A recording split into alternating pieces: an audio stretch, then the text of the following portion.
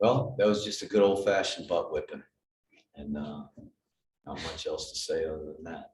Poor job on my part of having our team prepared and ready, and we didn't execute very well, and that's the result. Give Ball State credit; they really played hard. Our kids played well, and earned the victory. We certainly did. Questions for Coach? Coach Ken Kreitzer, Sons of American Legion Radio. You made adjustments in the third quarter. It seemed that shut down Ball State. You held them to 36 yards overall. What adjustments did you make after they got out to the lead? Played better, stopped the run, and did a better job of covering them. Put a little pressure on them at times, but not a whole lot of adjustments. Could you take us through just the last sequence where Tyrell got the ball down to the 9 and there was an offside, a broken play.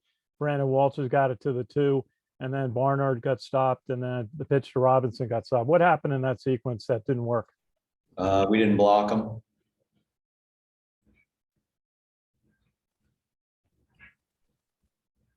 I don't know what you want me to say.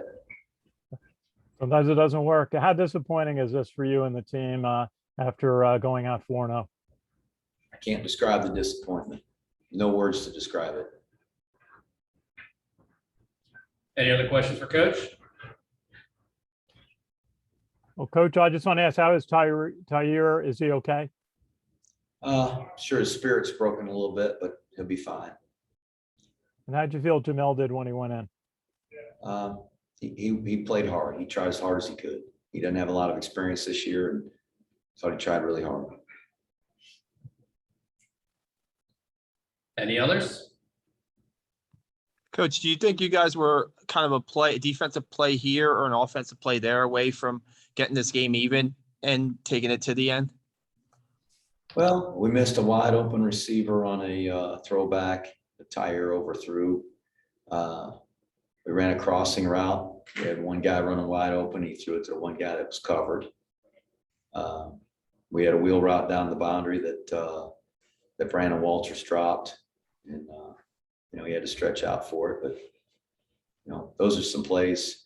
If in that deep crossing route, if he throws it to Jakovic, we walk in, it's 21-21. Instead, we got a punt. They go down, they hit a play, and they go 28-14. So the same thing when we overshot Chris Cameron on that ball down the seam. So we had some shots, and defensively, we had some good stops in the day, but we also let them get some first downs when we had them 3rd and long. That's agonizing to see that happen. So the kickoff return for a touchdown to start the game, there's just no excuse for it, and just a poor job of us putting our guys in position. I mean, we had a guy that was a free hitter. Nobody blocked him, and he just ran by the ball. I know he was trying to make a play, just didn't make a play. That was the whole story of the game. We didn't make plays, and I give him credit. We weren't moving them. We didn't get the fullback going. It's just sometimes we get a good play, and I don't know how many negative yardage plays we had. Way too many. So just overall, not a very good performance, and I'm sort of disappointed. Ken McMillan? Is there something they were? Yeah, Jeff, obviously tough day. It looked like this was one of the best defenses you've gone against as far as their ability with their speed and their pursuit. Yeah, the biggest thing is they stuffed us up front, and we weren't getting the fullback going. We tried to get the ball to the perimeter, and when we did, they ran us down. They whipped blocks on the perimeter and beat us, and made it turn back or just weave through us. The free safety was running the alley. We should be able to throw play action, and when we did, we had guys running open, and we didn't hit them. So again, we got to make plays. How confident were you that you'd be able to erase that deficit? Well, I think we were knocking on the door. Like I said, it's 21-14. We had a deep crossing route. He's wide open, and we don't hit him. We throw it to the other guy, and the guy that's covered him intercepts it. That's a giveaway. And so though we weren't pounding the fullback in there, if they're going to commit that many guys to the run, you pop a guy open on a play action pass, you got to be able to make them pay. And we didn't make them pay.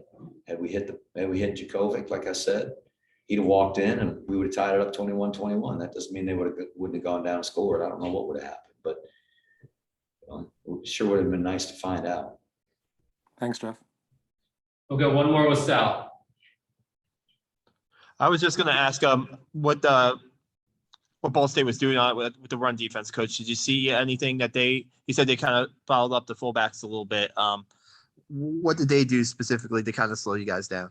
Oh, they did a good job of knocking our guys back. You can't double team every single guy at the point of attack. We try to double team as many as we can. And we're getting whipped on some single blocks. They had a lot of guys committed to the run, and that's not uncommon. But we just weren't doing a very good job of getting movement. And when we weren't, and they were committing that many guys to the run, we tried some play actions. We got pressure where he had to scramble. We had the one where he threw the interception. He's just trying to throw the thing away. And I know he's just trying to make a play and throw it away. But God, we got to throw that thing 17 rows in the stands. And that's our job, is to tell him that, make sure he understands that. So I got to do a better job at that. But he shouldn't be in that position. You got to be able to protect him. If he's got to throw it because they're committing so many guys to run, that's our offense. We got to run the ball. We got to run it effectively. We got to be able to do it against whatever we see. And if people are going to cheat that many guys to the run, then we got to be able to throw a play action pass. We weren't able to do either one. So credit to Ball State. They played a good game. They sure outplayed us and outcoached us. All right.